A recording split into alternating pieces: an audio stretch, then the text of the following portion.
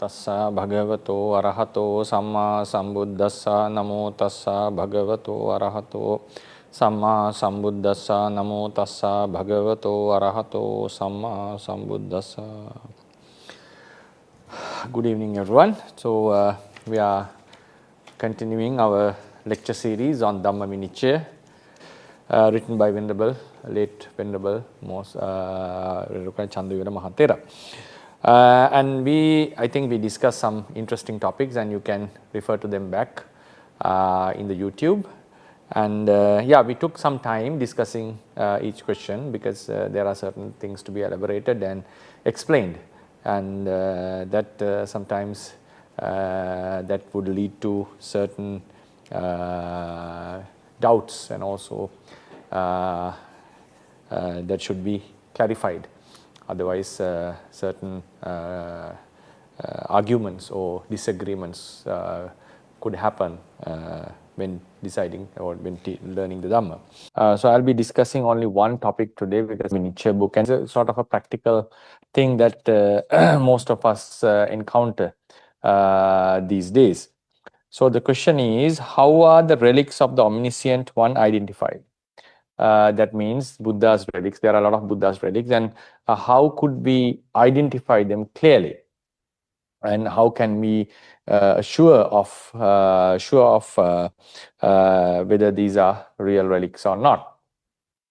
So there is a criteria given in the Theravada texts, and which will be quite challenging to match with the relics that we have at hand, most of the relics, but it's worthy of knowing this criteria, and so therefore we'll be able to identify them clearly. But when we discuss with the archaeological some findings or naturalistic findings, one may keep on arguing on this fact because what are the things that are found in some archaeological sites would suggest normal types of bones, or if we are going to respect this criteria given in the books, we have to disregard those findings as the Buddha's relics, because we have a very clear explanation given in the books. So how are the relics of the omniscient one identified? There is no miraculous sign by which one can definitely recognize that certain relics are truly the relics of the omniscient one. So there are no signs, no particular miracles that are going to happen. Relics may perform miracles, but it is not for certainty. That's the point here. So there are incidences where the tooth relic of the Buddha is claimed to have or is mentioned to have performed certain miraculous acts, and they happen very seldom and only on specific occasions. But it's not a guarantee that they would always have such powers, and they would always perform such activity. So that's why Mahathera is saying there's no such a sign by which one can definitely recognize that certain relics are truly the relics of the omniscient one. They don't emit rays normally, and they don't levitate in the sky, and there's no such visible things normally happening. Generally, relics can only be identified by the size, color, and shape. So these are the three characteristics that are given in the books regarding the identification of relics. If my memory is correct, I think this is found in the end of the Mahaparinibbana Sutta.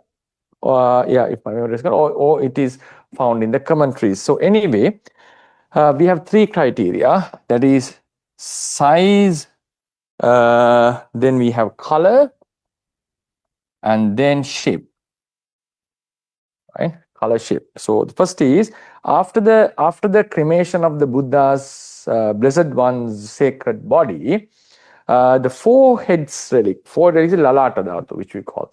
There is a forehead relic, the four tooth relics, and the two collarbone relics. Tooth relics are Danta Dhatus, and collarbones are called Akka Dhatu in Pali. So the right collarbone is said to be located or enshrined in the Aparama pagoda. I'm not sure about the left collarbone where it is. But anyway, these 7 bones were intact. So they didn't got into, like, they didn't break into pieces, remained intact. So, and also now we have seven relics which are intact.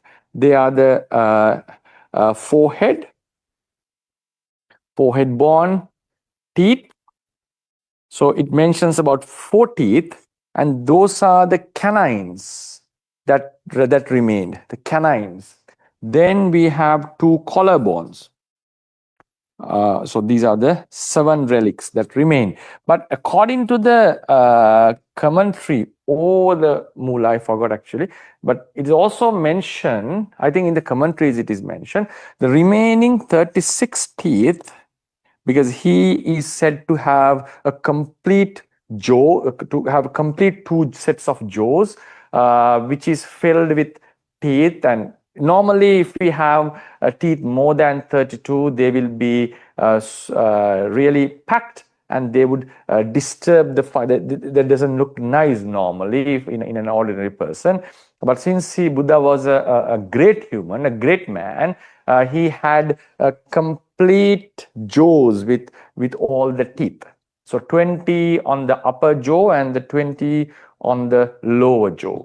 Then, therefore, we have, when we leave apart the 4 canine teeth, one which is believed to be in the tooth relic pagoda in Kandy, and one Eka Data Tidasapure, one is taken to the Tavatinsar, and Eka Nagapureyahu, one has gone to the Naga realm.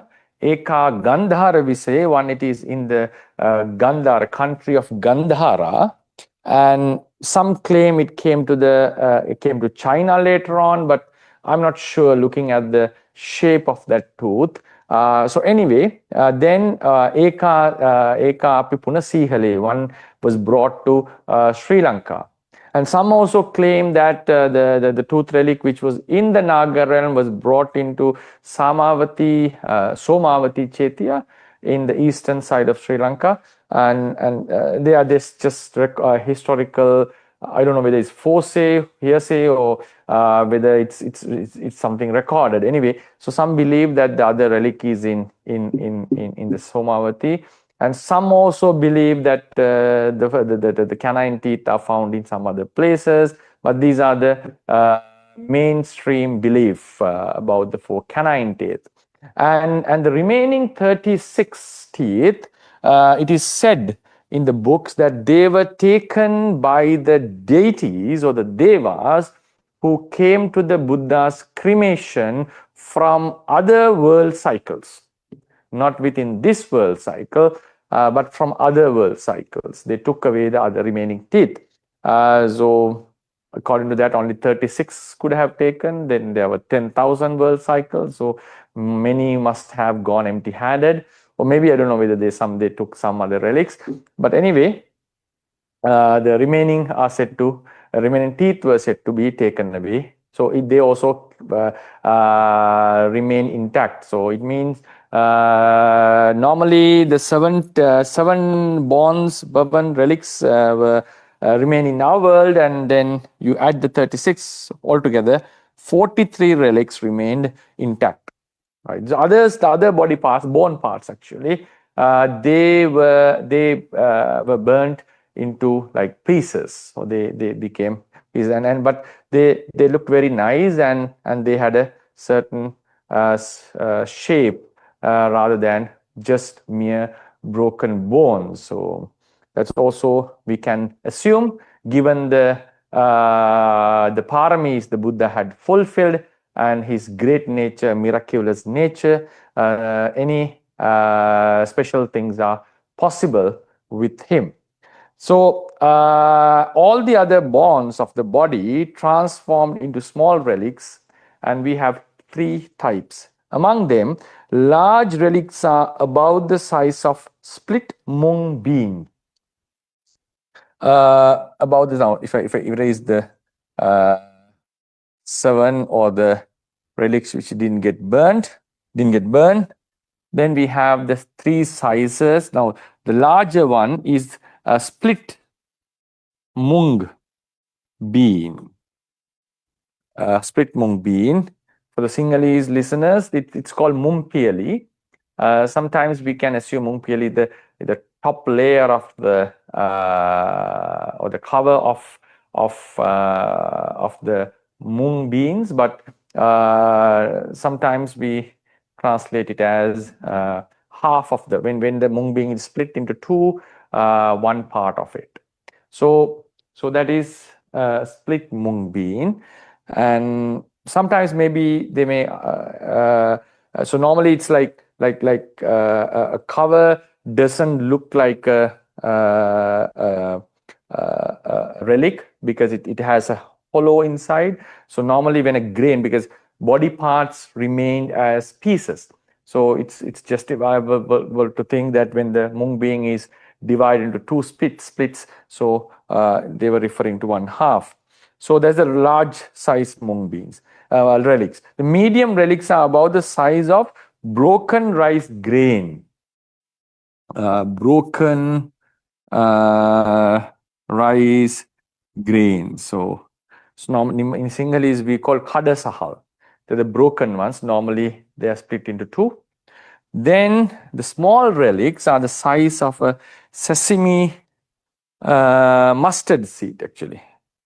Yeah, mustard. Sesame is thala, mustard is abba, mustard seed. So they are the minor. So then the size and the shape also comes here. And so they go together when you are talking about a size of a certain, because there's no such a measurement, and the shape also can be assumed by that, through that. Then among the color comes, the larger relics are of golden color. DEN, right? Sorry.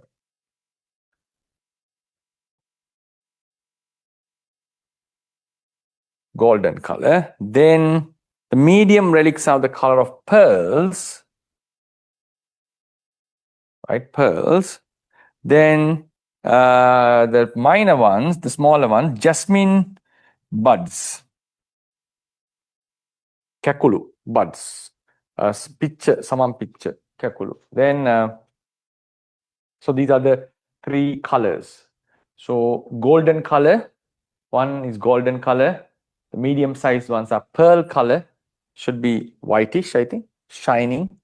Then jasmine bud colors, they are not completely white. I'm not sure, I cannot exactly say what color it is now. There's reddish, sort of a reddish color is there as far as I remember. So therefore these are the three colors. Then if something called a relic is larger than, now this is the measurement, this is the criteria. If something someone calls or claims to be a relic is larger than the split mung bean, if it's above that, it's not a relic. Then if it is smaller than the mustard seed, it's also not a relic. It's also not a relic. So if something called a relic is larger than a split mung bean, it should be understood that it is not a genuine relic. If it is smaller than a mustard seed, it may also not be a genuine relic. If it is about the size of a split mung bean, now it has to be within this range, okay? Now then we are going specifically saying if it is the size of the split mung bean, and if it is not, it lacks the golden color, it may or not be a genuine relic.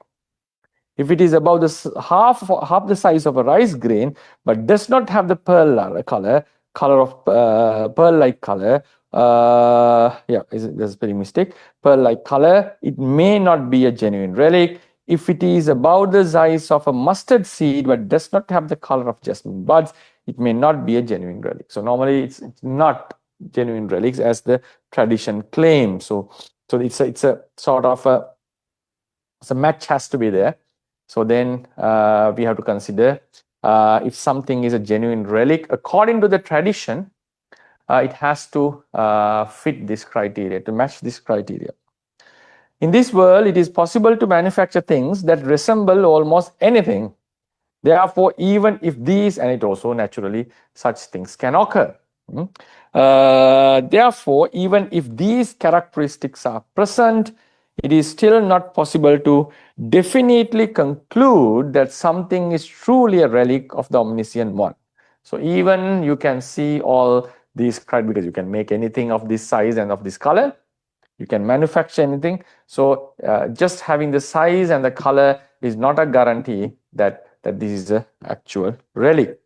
The Manoratha Purani commentary states that relics which do not receive proper honor and offerings will, according to the determination of the Tathagata, move to places where they are properly venerated. This is mentioned in the commentary, is that if we are not, if it is a real relic and if it is not receiving the genuine veneration or the due respect, it will move. So how does it move? Some would say deities are taking it away, and some would say it naturally goes by itself because of the power of the Buddha, and seems like that because the statement says.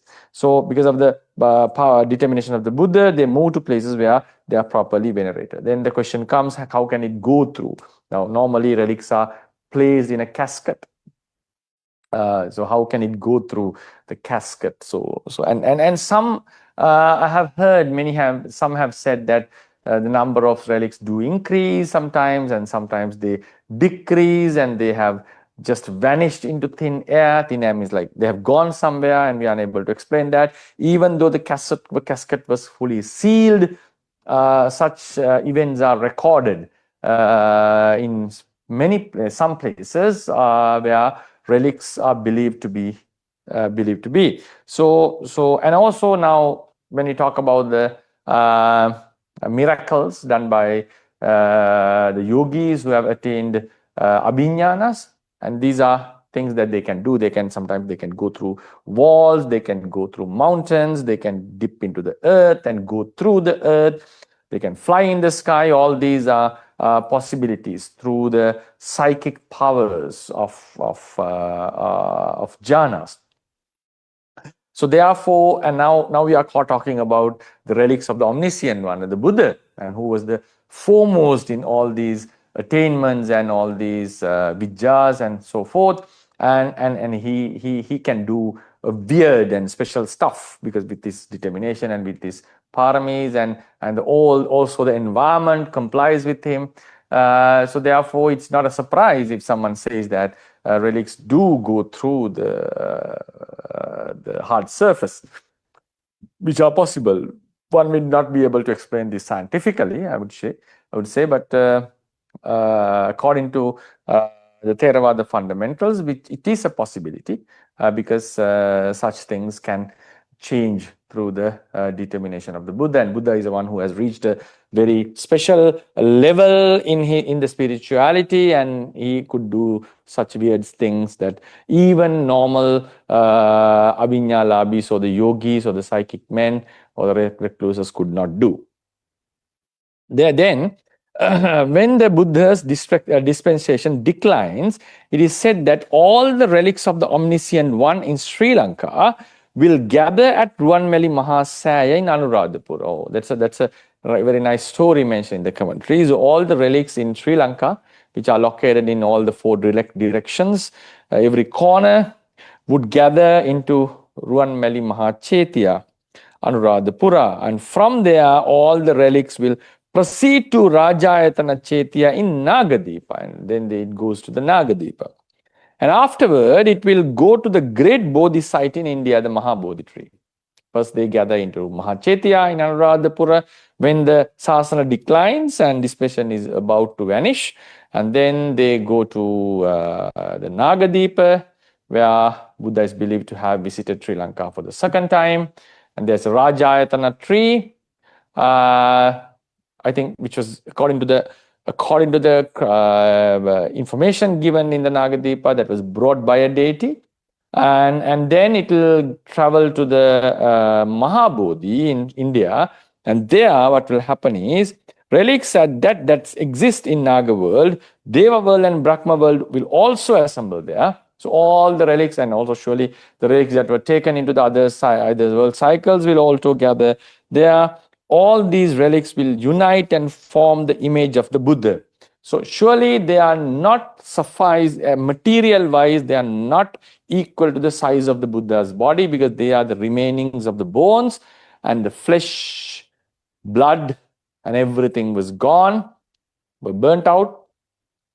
So the relics are not capable of completely making the structure of the Buddha, as far as I think, but due to the miracle that, or the determination of the Buddha, they will be the underlying structure, and somehow with their constitution, Buddha's body will appear.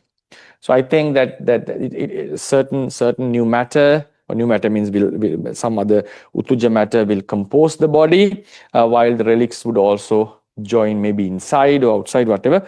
Because technically speaking, we have a lesser amount of relics in terms of physical matter than the matter we had in the Buddha's physical body.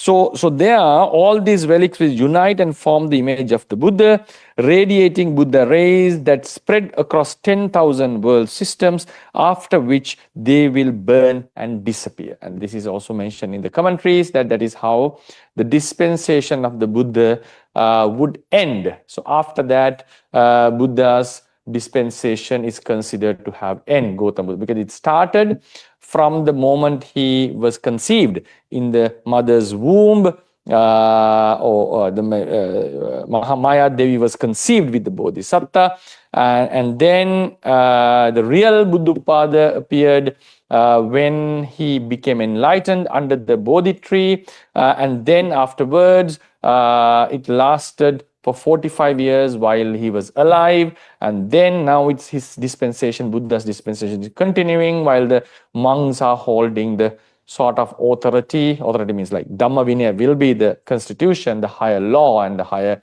guiding rule, but the monks are handling it, propagating it, and then it would eventually have ups and downs time to time. That's natural to any dispensation, regardless of the religion. And then finally, it would, following the nature of law of impermanence, it would finally end up and it will vanish. Then the Buddha's dispensation will be lost in the human realm. It will last for a much longer time among the deities, but the dispensation cannot last in the hands of lay people. Nothing to say about the deities who are fully involved in the sensual pleasures. But it will last longer in the Brahma worlds, but eventually that would not be very effective to the human realm. Then the new Buddhapada starts when the Metteyya Bodhisattva will emerge in the world. Then, Buddha rays and spread across the 10,000 worlds, after which they will burn and disappear. That's the time the relics would completely vanish from the world. So they are the Buddha statue, the made Buddha relic, Buddha image would emit rays, and it is mentioned in the Pujavali. Yeah, I don't know whether, I haven't read the commentarial statement on this, but I have read it in the Pujavali that says that that Buddha statue would preach Dhamma for the last time to the entire world. So that's now we normally believe that Buddha preached the last words to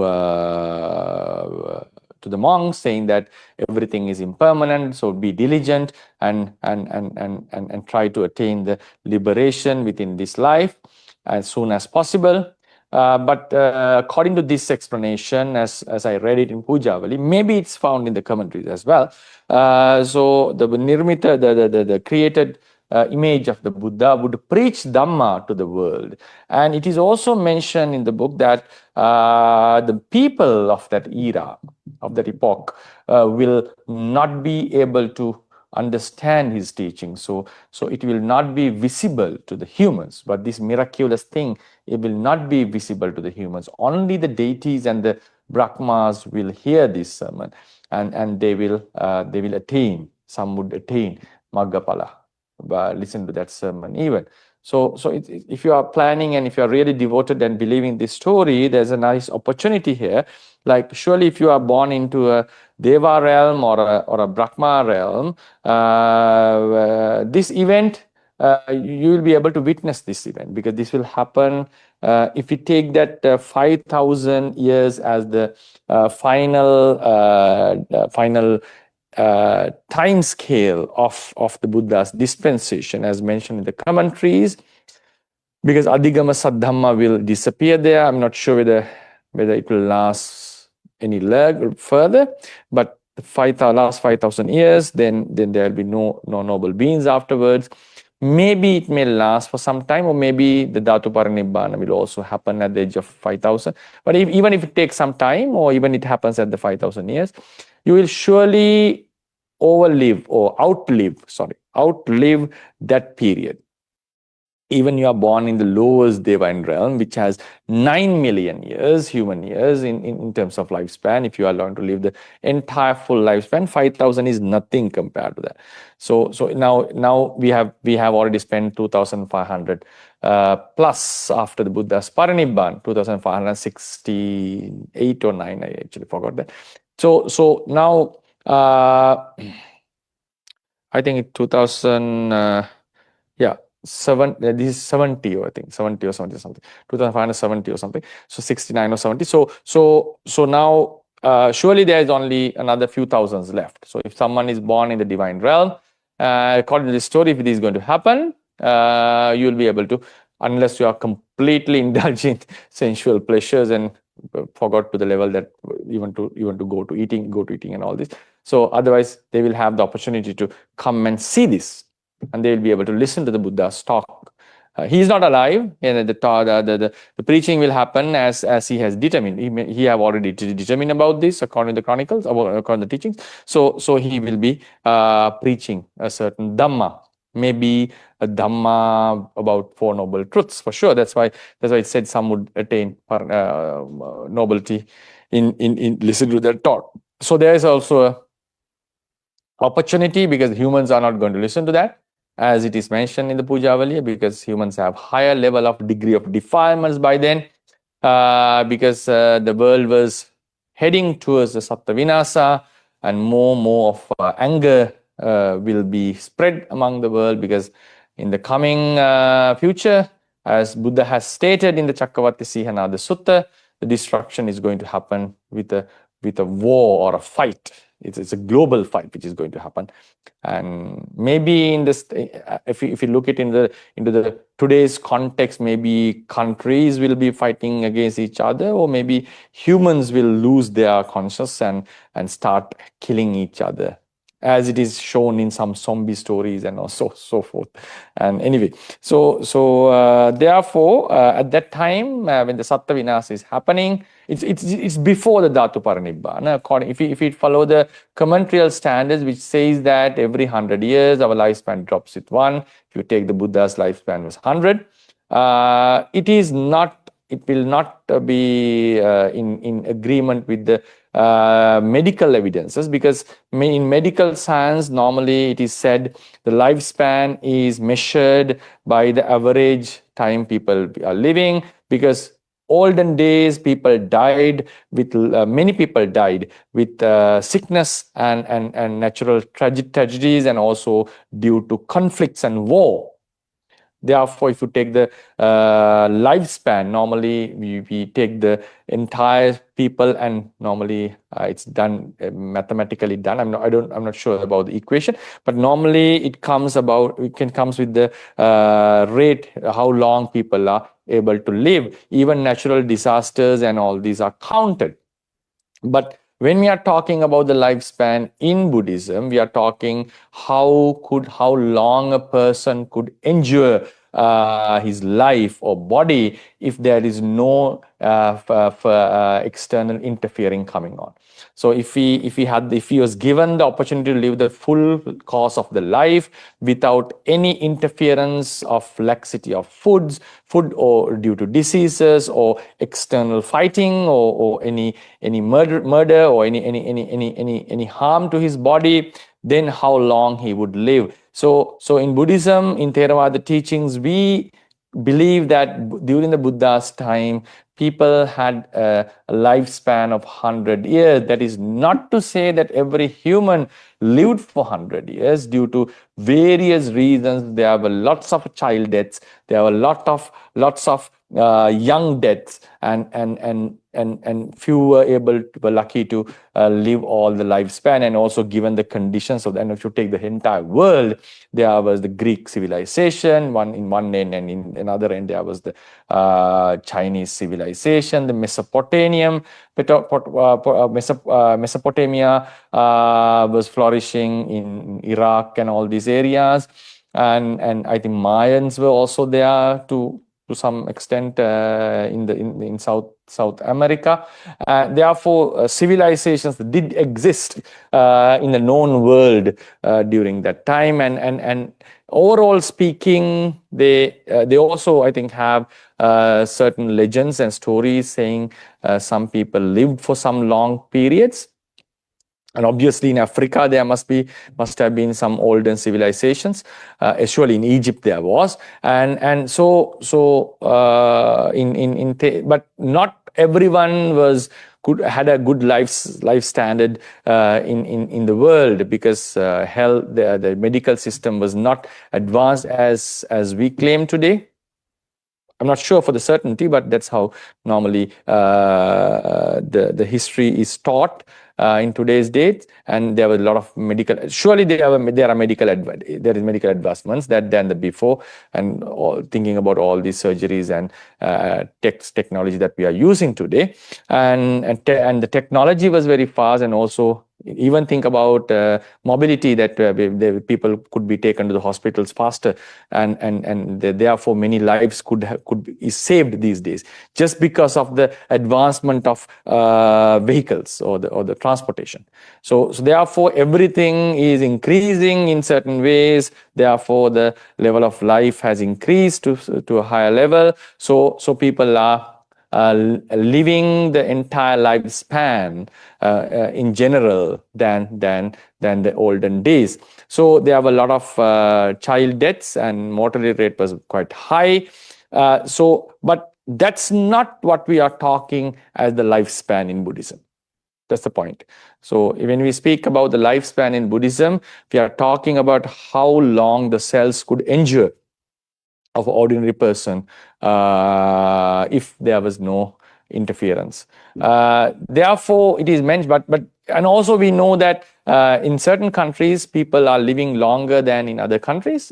Maybe there is genetics playing the role, and the food that they are eating, also the conditions they are living in. Especially Japan is very famous for having older people. So. But normally, we in our teachings, we say that in the Buddha's period, at least in India, we have to say, at least in India, normally it says about the whole Jambudvipa. Anyway, at least in India, people had a lifespan of 100 years. And that's why Buddha has said this in his sutras, that people are living for 100 years for maximum, and some even live a little bit more than that, and some would die before completing their 100 years. And also in the Buddha Vansapali, previous Buddhas have said that he will have a lifespan of 100 years. Commentary says he was supposed to arise when the lifespan was 10,000 years, and he delayed in his paramis, so he at the last moment he was born in the human realm, and he became the Buddha, because Buddhas do not appear when the lifespan is lesser than 100 years. Then, so lifespan is considered 100 years. So then the commentaries say every 100 years, the lifespan drops with 1 year. So it keeps on happening now. So now, according to, if you take that standards, normally it's 73, 74, 74 something, 4 plus or something, according to those standards. So it would decline now in another 500. When the sasana declines, it normally happens when the human lifespan is 50 years, and then the human destruction would happen after the sasana has ended, and after another 4,000 years. If you follow the chronicles, actually. So there will be huge destruction within the humans, and humans will be living for just for 10 years, as the sutra itself says. The Buddha, this is a prediction or a futuristic statement made by the Buddha himself. So at that time, another thing is people will not be able. This is called Sattva Vinasa, a great destruction of the humans in the human world, and no one will be able to. I think no one or most of the people will not be able to overcome the social pressure, and they will be acting evil, most of the people. So therefore, normally our Mahatheras used to say that to make wishes that we avoid this Sattva Vinasa. It's not a place that you can have a social impact. And sometimes these days we do make impact to the world, and we are able to change the world. Some people in a grand scale are capable of turning the societies into the good side. There have been certain religious leaders, religious movements, due to which the societies have turned into a much better side than it was. So status and the qualities of societies have increased due to the influence of one single person or a group of people. So still that impact is possible. That's why people are making attempts to lift up the ethical standards of the country, of the people, and that's why we are also preaching Dhamma. So this Dhamma would disseminate, and many people would have a better perspective about the life and the world, and also have a more ethical behaviors than what they have at the moment. So we are thinking of social reformations. We are thinking of improvement in the sasana, improvement in the society. So such efforts are there. But when it comes to the end of epoch or an era of Antakappa, when the human lifespan has dropped to the age of 10, at that time, as the Dhamma books say, it will not be easy for anyone to have specifically a significant impact on the society, making them better beings. At that time, all the evil deeds will be prevailing, and they will be considered with all the triumph, or they will be considered given the high esteem. The ones who are doing all the evil deeds will be considered with very utmost respect within the society, and they will be considered the heroes, and obviously that is going to spread like a germ and virus and completely infest the entire society. And if we are born in that era, for sure we will also be influenced by that declining society. So therefore, I remember our Aryadhamma Mahana Anunayaka Thera, when he is giving Dhamma talks and making the blessings that he regularly used to ask us, or wished to all of us and also himself, that we may avoid this Sattva Vinasa. And it's also mentioned in the books as well. Avoiding Sattva Vinasa is sort of a liberation that we are having, temporal liberation what we are having, because that is not an era where you can fulfill paramis. That is an era the evil is dominant in the society. Like for instance, now if you have looked a zombie movie where people are infested by a certain germ, and normally that's the theory in almost all zombie stories, and they come and start eating the brains of humans or other beings, and their germ will infest our bodies, and we will also turn into a zombie and start eating live humans who are not infested by the germ. So likewise, now a germ is spreading within the humans, and they will turn into half-dead people or monsters or flesh-eating demon, half humans or whatever. So they, according to that, they lose their moral status. That is a zombie in movies. There's someone called philosophical zombie, which is different story. Philosophical zombie means, just to give you some idea on this, a person who would act like myself, but without the inner experience, internal experience, the subjective experience. That is similar if a robot is made or AI is acting on behalf of me with the same figure, if my body was cloned, but still if I don't have inner consciousness going on. So I'll be also acting. Now, for example, a robot will be greeting us, saying, how are you, good morning, and all these, and would you thank us, or if we have done some help, and he will also say welcome if we thank the person, but he is not having any internal experience. That's the point. He's not having any internal, because if we have done some good to the other, and if the person thanks us, and when we say welcome, we will feel some sort of have a pleasant feeling inside. And a robot is lacking that. But robot, if the technology is very high, at one level, the technologists or scientists would be able to make a robot who is very similar to human, that will not be able to understand unless we do a thorough examination. So he will look as exactly as a human, but lacking the internal emotions or the experiences. So that's called a philosophical zombie, which is equivalent to, in our Dhamma, creating a body or a similar figure of myself, or a dissimilar figure of myself, and making it to function as Chullapantaka Thera did. So that created form has no emotions in it.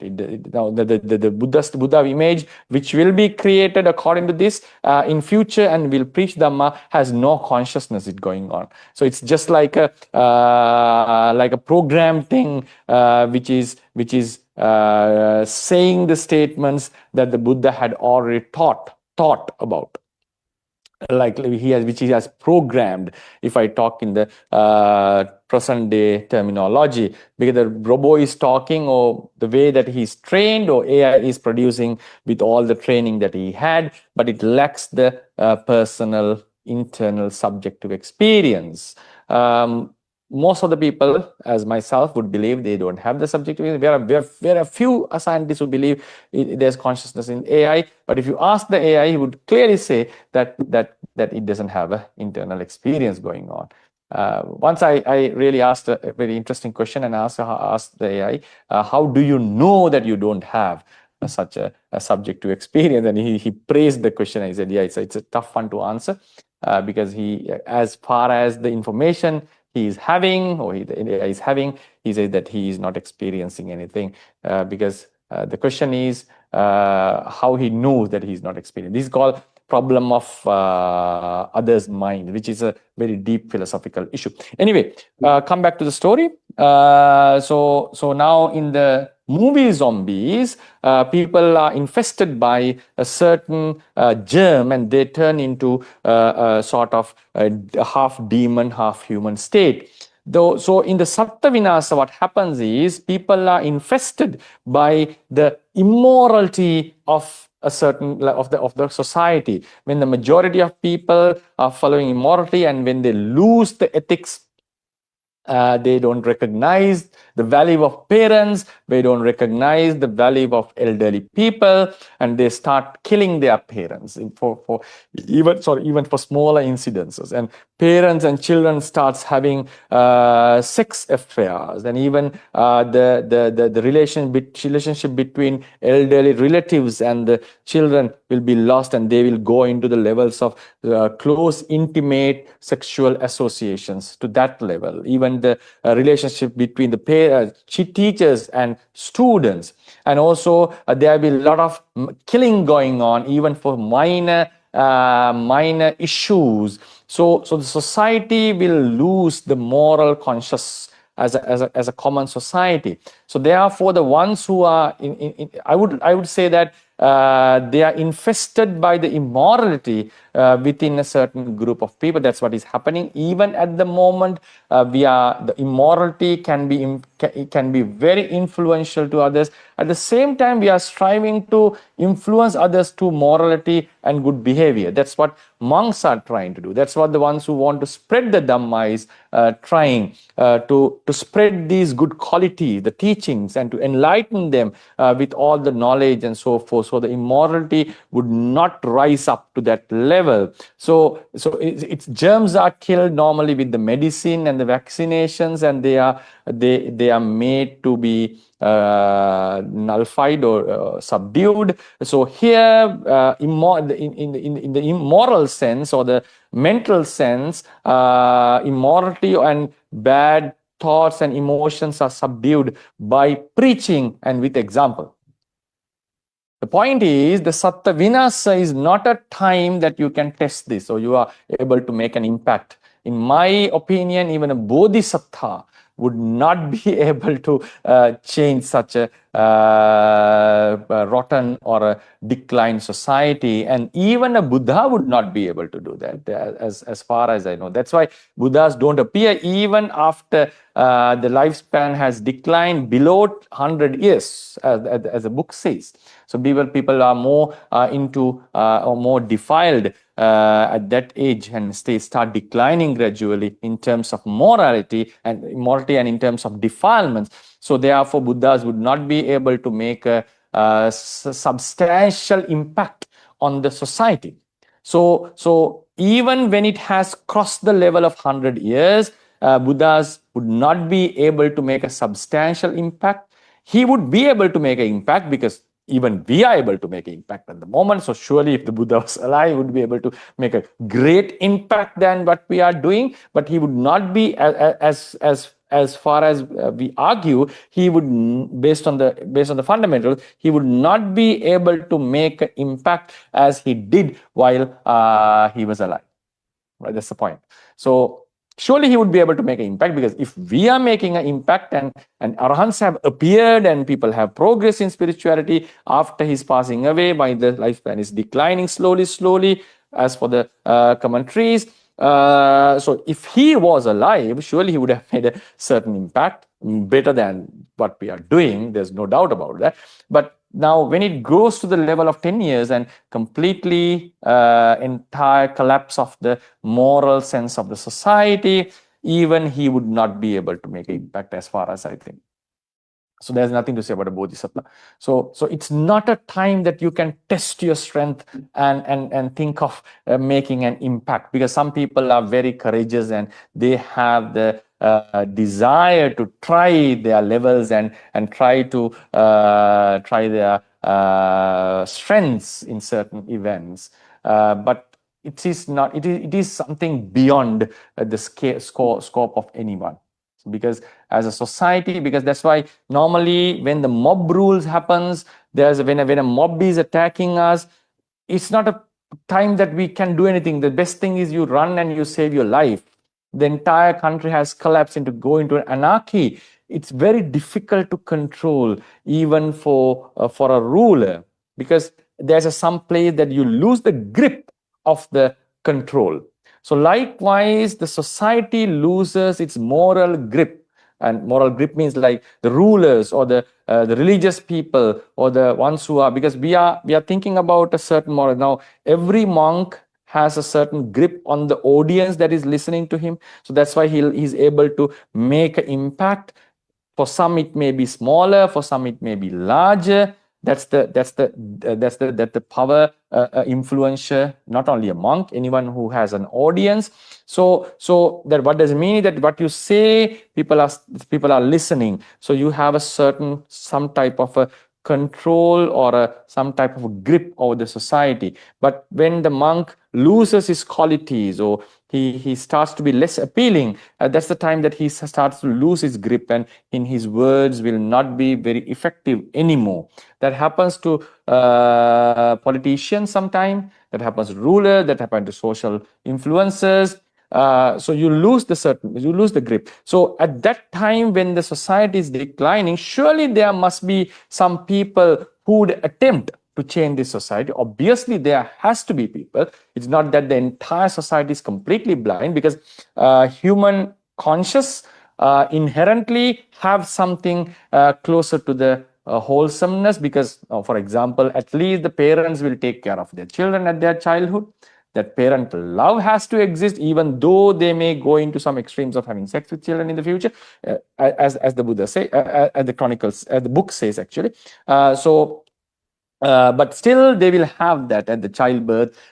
So the wholesomeness has to exist to some level. So it means that there must be people who will be making attempts to change the society, but at a certain level, they will lose the grip, and there will be a more point that the entire society will lose their moral conscience.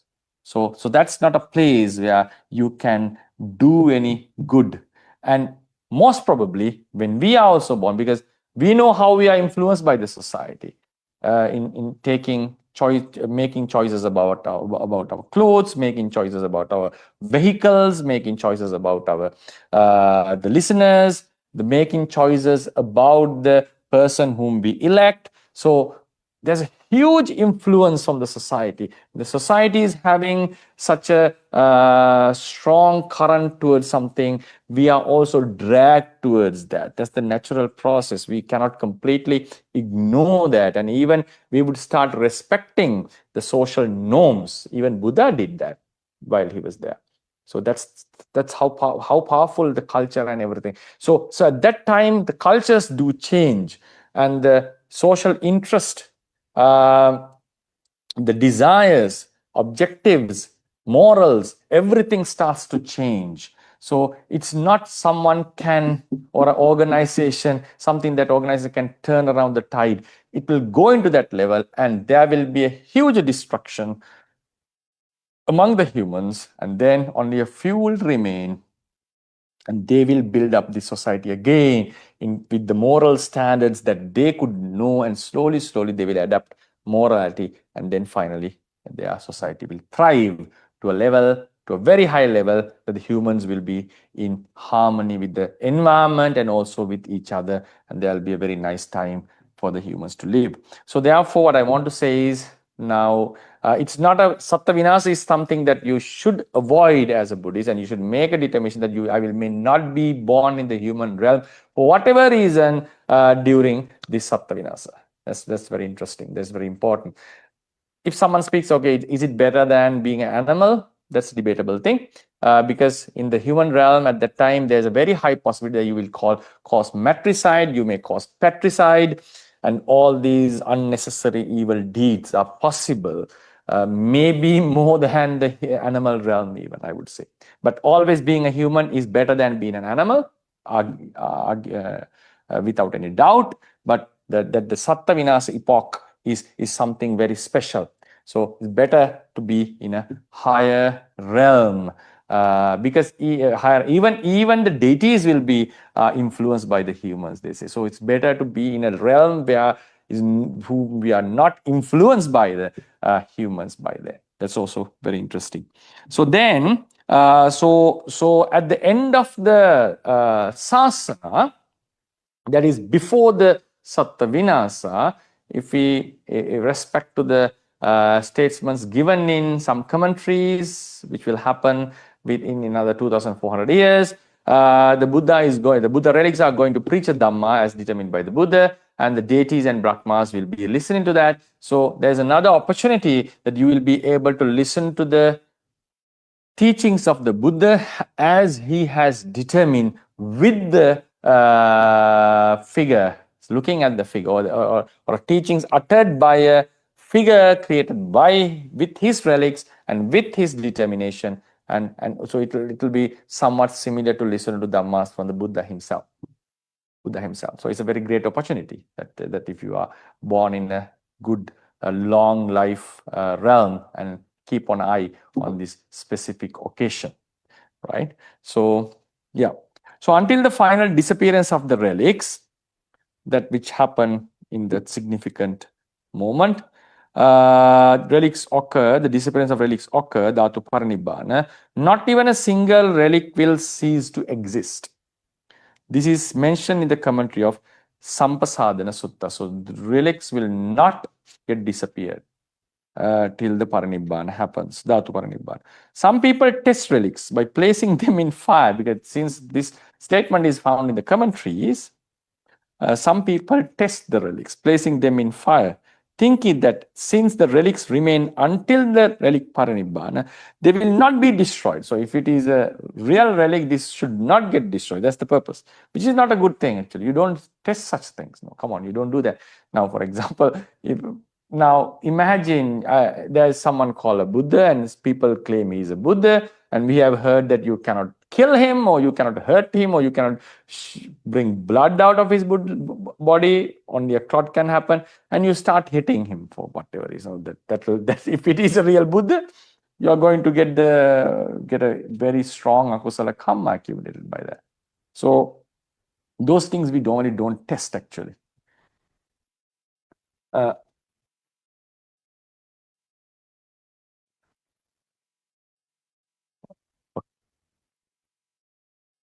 So we have to check the people looking at the following the criteria that was given, whether the person possesses such character. So Buddha was observed by some others looking his signs of a great man.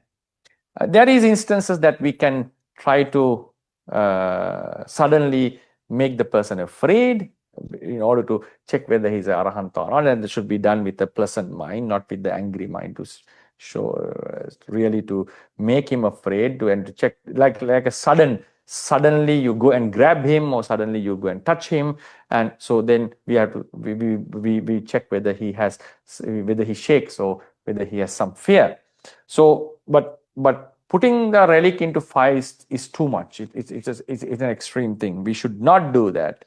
Like if you are not fully sure whether it's a relic or not, even if you start not respecting is something like it makes sense actually. If you are not confident, but if you are sure that it's not a relic, yes, you can may not pay respect to that. That's a different thing. But putting something into fire and testing for the purpose of testing, when you have that doubt, for example, it may be a relic or it may not be a relic, then this is not something that we should be trying.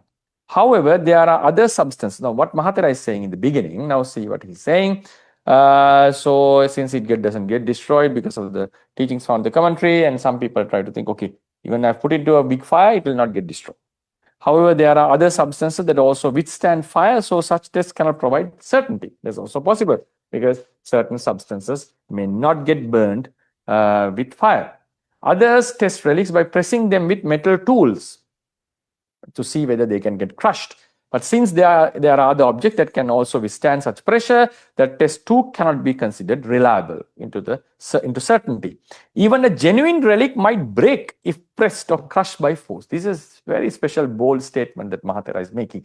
Such things can happen, he is saying. Okay. Now, some may not agree with this statement, but Mahathira's idea, Rerukane Mahathira's idea, it may get crushed or it may break.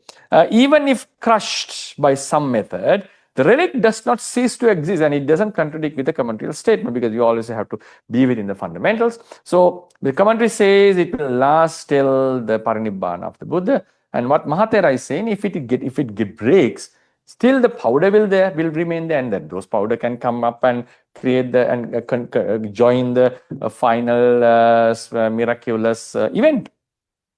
If pressed or crushed by force, even if crushed by some method, the relic does not cease to exist. The resulting powder may remain somewhere until the relic parinibbana. There's also a possibility. So and imagine if it was a real relic and if it gets breaked, and what would be the consequences, which is not a good thing. I don't think it's whether you can do it with a pleasant mind or testing mind. These are not things that we should be testing, because even we are not allowed to cut a Bodhi tree, the branch of a Bodhi tree, unless it is disturbing a tooth, disturbing a real relic pagoda. So I was really touched by my Pali teacher who taught me in the university. He's now the pro-rector actually, Venerable Nodinyana. once I visited Myanmar last year, and I went to him and pay respect because he's one of the most venerated teachers in my life. So when I asked him, okay, if you are, because his monastery is now slowly building, and I asked whether he would like to have a Bodhi tree, and I can make an attempt talking with the Srima Bodhi Trust or something, and try to arrange, because normally such events can happen, because if we can take a small sapling and then Mahathera can, my teacher can plant it in his compound. So then he said, what he said was like, I have to be sure first, because whether I'm going, because if this Bodhi tree starts growing, and whether I want to do anything here, because does it have enough space and to grow, and there were some buildings close by. I was a little bit pushing him, and he said, okay, we'll try one, and we'll try to offer it, because I wanted to give something as a student.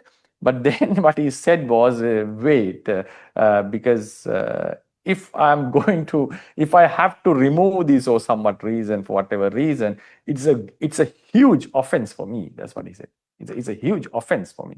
It's a huge offense, means not in terms of vinaya. It's a karma for me. It's a bad thing for me. So I don't want to take that test. I don't want to take that. So unless I'm very sure I have all the protection to the Bodhi tree and enough space for it to grow, and all the respect can be done as long as he's living, only then I will plant a Bodhi tree from Sri Lanka, or a Bodhi tree from the original lineage of the real Bodhi tree. So it really touched me, and I felt, yes, that's the respect that monks and everyone should have about the Bodhi trees. You are not just going to plant a Bodhi tree from the real lineage of the Bodhi tree and just leave it.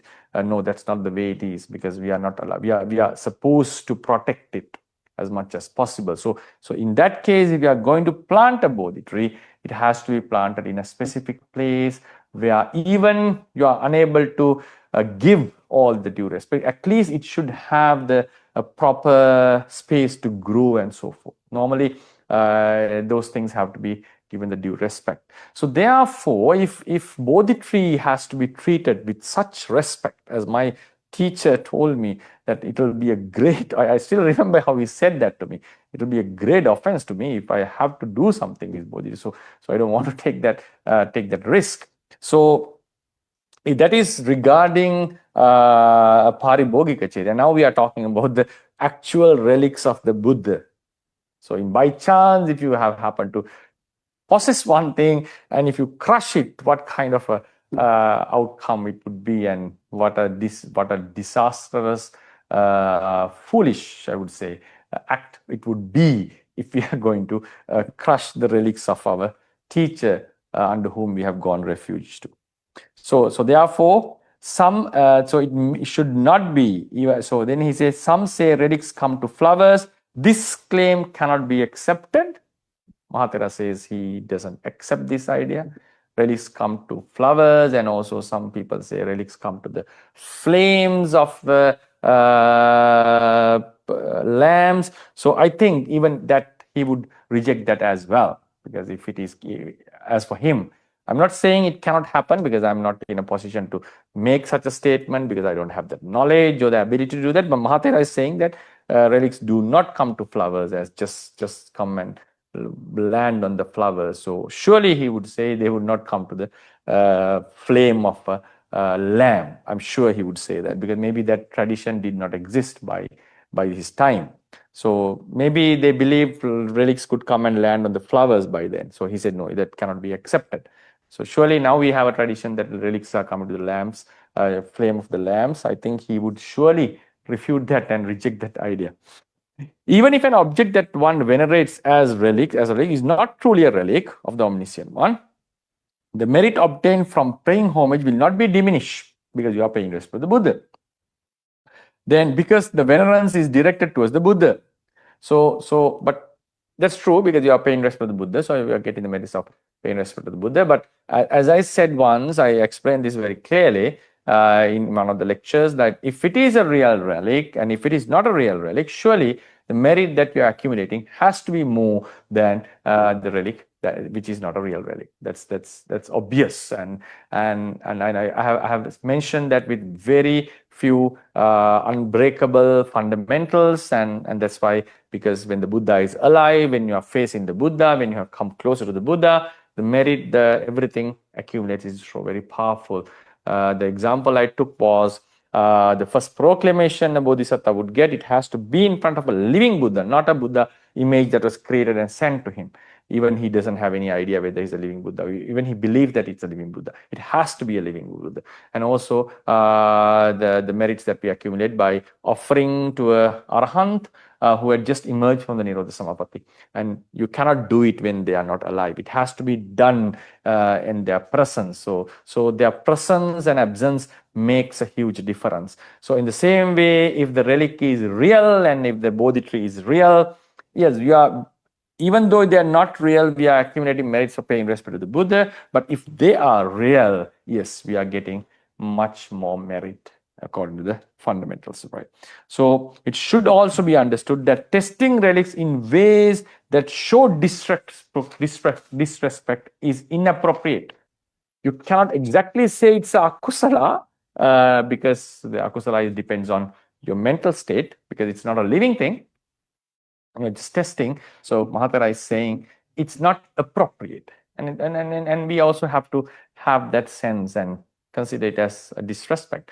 So better not to check relics. So and if you are not sure, don't accept them. That's the most important thing. Don't just accept just because someone has offered you. No, that's not the way. If you're not sure, and if you're certain, like if you are not sure that these relics are, and if you're not confident about that, based on these criteria, the best is not to accept that and say very sorry, and I'm not interested. We should have to decline that offering. So therefore, but should not be going to test them. And this is the criteria: small relics, mustard seed size, jasmine bud color, broken rice grains and pearl color are the medium ones. The larger ones, split mung bean with golden color. So this is how relics should be understood. I think I gave some other background information as well. I hope you enjoyed the lecture. So I'll be concluding because I just want to take some rest. So we can have a few questions and then we can conclude the session.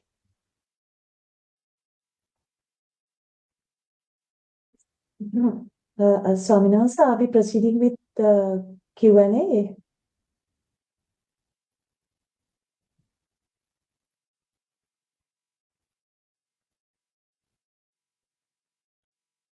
Swami Nasa, are we proceeding with the Q&A?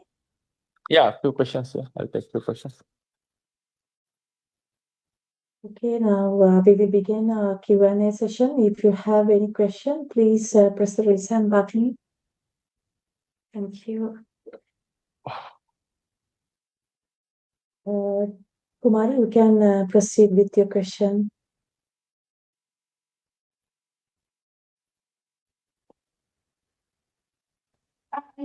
Everyone, Swami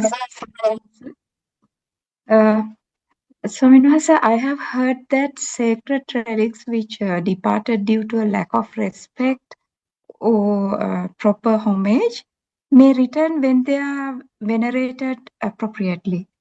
One of the Silmatava told me that on one occasion she had been away for about a week, and when she returned, she found that the sacred relics were no longer present.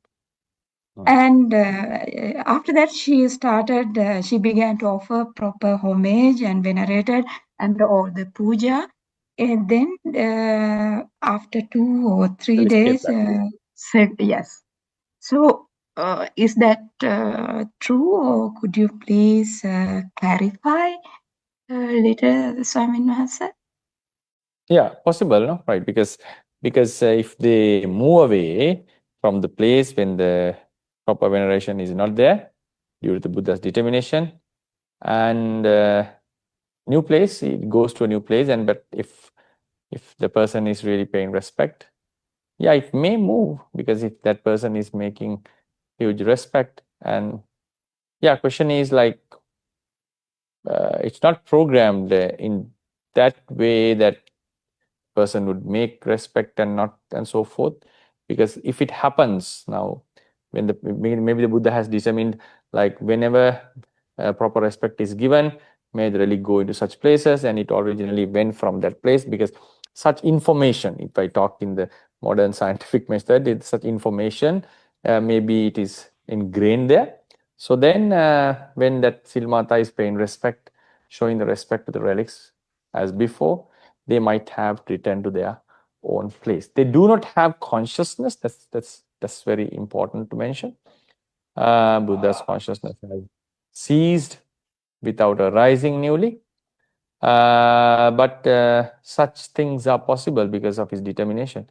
We can say some information is ingrained in it, and so whenever it finds the suitable, like when such incidents are matching with that, and it might return. Possibility is there. If it is possible to leave, it is possible to come back. Fundamentally, I don't see any error in that. But not to say whether it actually happened or not. That's a different case, because it's something you have to go and check and verify. But fundamentally, it can happen as far as I know. Swaminwas, I have seen those sacred relics. She told me that as Obahanse explained, they were nicely kept in a casket, but that thing happened. And that's why I asked. Thank you ever so much, Swaminwas. May Triple Gems bless you. It's very clear. Thank you very much once again. Swaminwas, shall we, we have some questions, but then shall we save it and keep it for the other session? No, I can take one more, 2 questions, and we can complete. Okay, so couple of questions regarding the practice. So it says regret or mistake made, whether knowingly or unknowingly. This is not with regard to the they are not related to this sermon actually. So whether knowingly or unknowingly often becomes a real hindrance to meditation. So how can these thoughts of kukucha be managed so the mind can truly develop? Or what is the You mean best way? all that one has not done, is it? Yeah, that's the thing. Not aware. What the best? Not intentionally done, is it?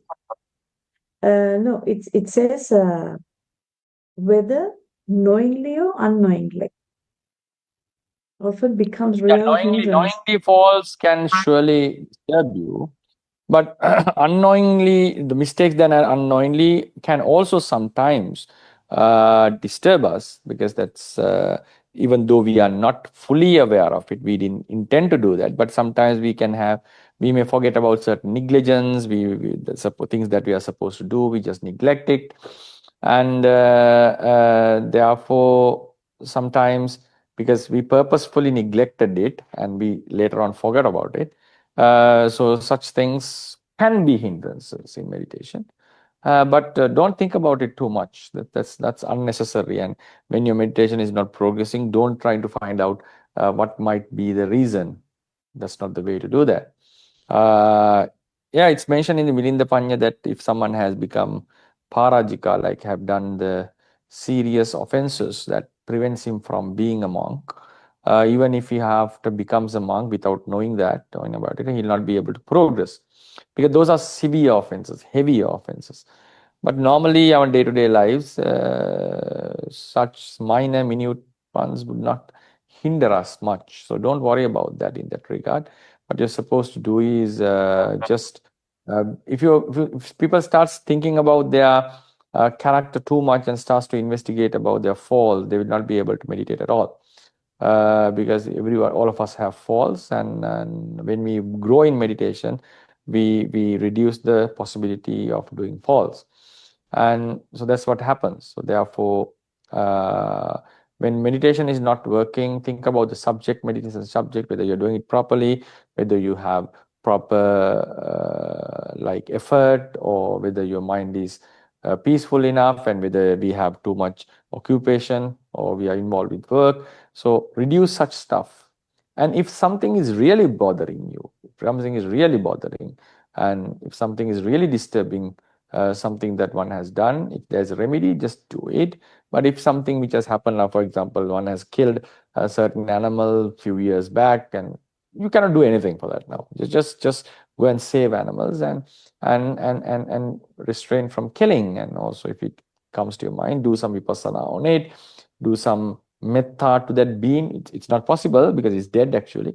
May wherever he's living, may he live long, may he not get to untimely death. And also you can contemplate about anicca dukkha anatta, which happened over there at that time, and do some vipassana contemplation on it if it is really disturbing. And if someone has blamed someone, or a noble being, or a good virtuous monk, and if it is possible, take apologies. Otherwise, if you don't know where is he, go to a monk and say what has happened and take the apology on behalf of him, and the monk would surely apologize and clarify yourselves. Other than if there is no such specific substantial faults that we have done, and we have observed, if the layperson has observed Panchasila before the meditation and correct himself, and don't think about such things. Actually our most of the hindrances for most of the meditators are not because of their conduct, it's because of their restlessness in the mind. So for that, you have to keep on meditating with the faith and with the energy.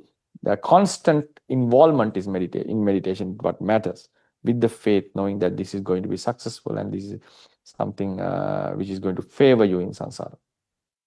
It's disturbance, like sometimes people start thinking about remembering certain things. If they're minor things, just to forget about this. We cannot completely purify our character and go into it. That's not the way it is. We grow in meditation, and slowly we start to purify our character. That's what happens. So therefore, don't think about such minute minor things, because it can be a hindrance of kukucha, and that can be a habit within yourself. And it starts to always see the black marks in our life, the minor ones, and start worrying about them, which is not a healthy mental state.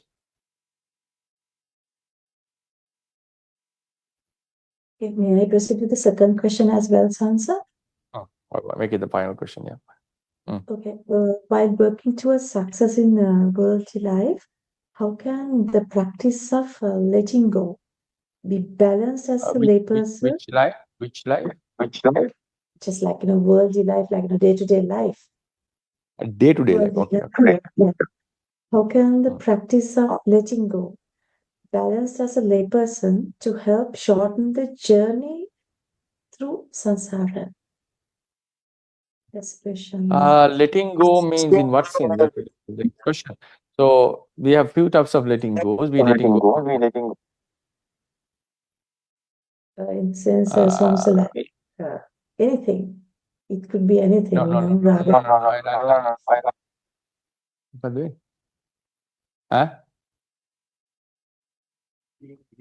Huh?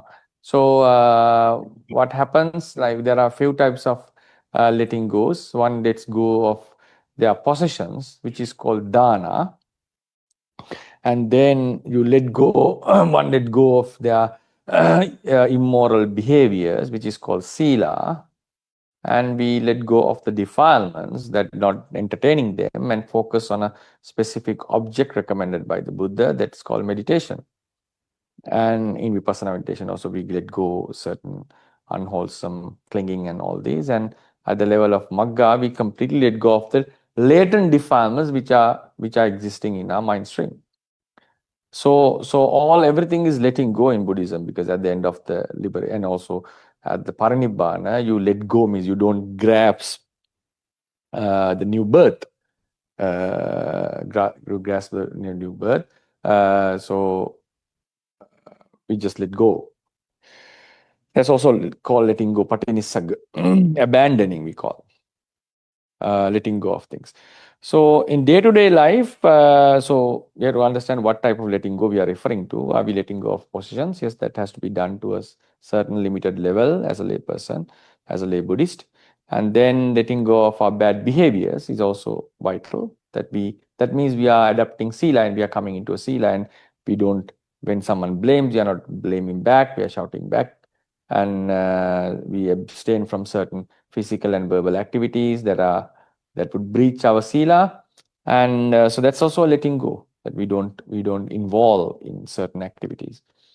Then letting go is like the thoughts that would hinder us, maybe attachments, maybe anger, whatever happens, and we just don't attend to them, and we just don't entertain them. Normally, memory should not be let go of, and so some people try to not to focus on the Dhamma they have studied, not to focus on the relationships they have had, the names of the people that should be remembered. Well, that's not a good quality, because having a good memory is one of the good qualities of a person. That also signifies that he is very attentive and mindful. We should be letting go of only of the defilements, not every object that we encounter. That doesn't mean to cling on to them. We can just mindfully know them, take them with mindfulness, and that will increase our memory. Memory is always highly valued in Buddhism. Yeah, memory can sometimes disturbing unless if we don't tackle it properly. Because sati, as Buddha has mentioned, is the ability to recall past things, very past things, the long distant past of this life, with the understanding of vipassana. For instance, if I remember something that I did in childhood, I'll be able to recall it. So my memory is good, my mindfulness is good, but not in the mind of enjoying or recalling it with sensuality or sadness or anything. Just recall, okay, just mind that matter arose at that time, then they disappeared, and there was anicca and dukkha and anatta. So if you can recall them in terms of that kind of mentality, that's called mindfulness actually. So it has developed to the level of having a focus on the present moment and doing vipassana as well. So the scope of mindfulness is mostly explained by the Buddha as something that thinks about the past with the vipassana mindset. So therefore, memory is not something to be given up. Memory, because if for example, when Buddha asked from Badali, do you remember the story that I talk about Ajani horses and the monks, the beings? Then he said, no, because I didn't practice Sila properly, so I don't recall it. Then he said, no. That's not the reason. It's not about the Sila. You were not attentive to my talks. So he blamed not remembering what the Buddha had taught. So it was a blame, means like it was a sort of a dispraise that the Buddha gave, and then he repeat the sutta again. So we should not be giving up our memories. That is not advisable at all. More you have the memory, more good for you. But we should not be recalling them and disturbing ourselves in meditation. That's a different case. That's just knowing how to handle your memory. Having a proper, strong memory is something very important. So just letting go means we have to let go of unwholesome thoughts. Only that. If anger comes, we don't attend to that. If lust comes, we don't attend to that. If doubt comes, we don't attend to that. We just focus on our own work. So therefore, while we are focusing on our proper work, and that work has to be righteous, that's very important. So righteous work, occupation, we are involved in that. And then we are being successful in our careers, in our spirituality, and doing the duties and all, fulfilling the responsibilities. And we just let go of the unwholesome thoughts. That's all we have to do. Or when we let go of the possessions and offer, not just throwing, yeah, we have to throw the unnecessary stuff, the garbage and so forth. But if they are valuable and if someone is in need of them, we just donate them. That's called dana. And we have to let go of our bad behaviors, like habits that we have, verbally, physically. And then we let go of the mental thoughts that are disturbing. Those are the emotions. Emotions means hindrances and defilements, and we don't entertain them. We don't just give up. Sometimes we cannot just give up a hindrance because it keeps on lingering and haunting our mind. At that time, we have to develop an opposing quality. If anger is predominant, that's the character, No, you cannot just let go of anger. It's not easy. So you have to develop the character of loving kindness within ourselves. If there is too much lust, yes, asubha has to be developed. Too much attachment, you have to develop impermanence. So that's concept of impermanence. So therefore, if the emotions or the unwholesome thoughts are too powerful, just letting go is not going to work for some. So you have to develop the opposing quality of mindfulness and so forth. So, and that would, and also that would be very helpful in the working places as well.